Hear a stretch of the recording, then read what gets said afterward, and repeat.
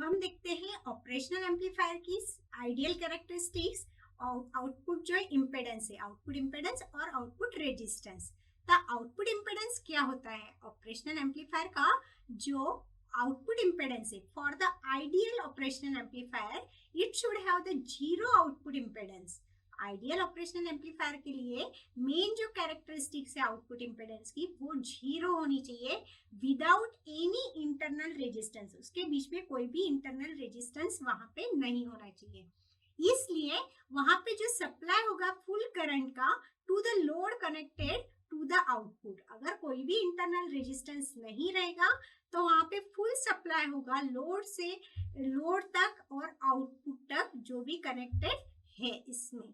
और जो output impedance हमें जीरो मिल रहा है तो वो आइडियल ऑप एम्प के लिए एकदम परफेक्ट वोल्टेज सोर्स रहेगा।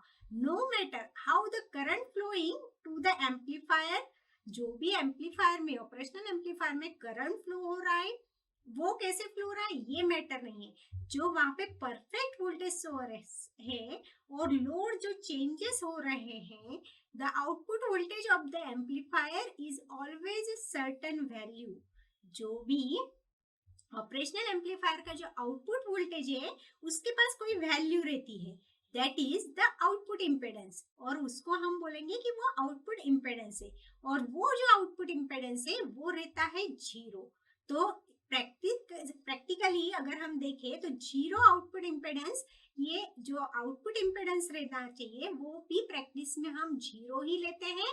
और आइडियल ऑपरेशनल एम्पलीफायर में भी आउटपुट इम्पेडेंस जो है वो जीरो लेते हैं। एक्चुअली जीरो आउटपुट इम्पेडेंस जो रहता है एक डिस्टिंक्ट प्रॉपर्टी है from the infinite input impedance.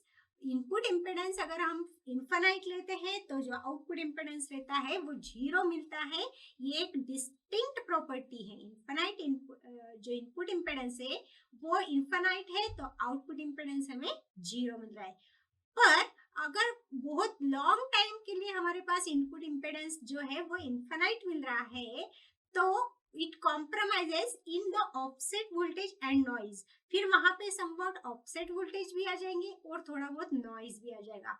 अगर बहुत लॉन्ग टाइम के लिए हम जो इनपुट इम्पेडेंस ले रहे हैं वो इन्फिनाइट ले रहे हैं तो आउटपुट इम्पेडेंस तो हमें जीरो मिल ही रहा है। पर लॉन्ग टाइम के लिए अगर इन्फिनाइट इनपुट इम्पेडेंस लेते हैं तो उसके साथ साथ कुछ ऑफसेट वोल्टेज वहां पे आते हैं और कुछ नॉइज या डिस्टोर्शंस या एरर हमारे पास वहां पे आ जाती है।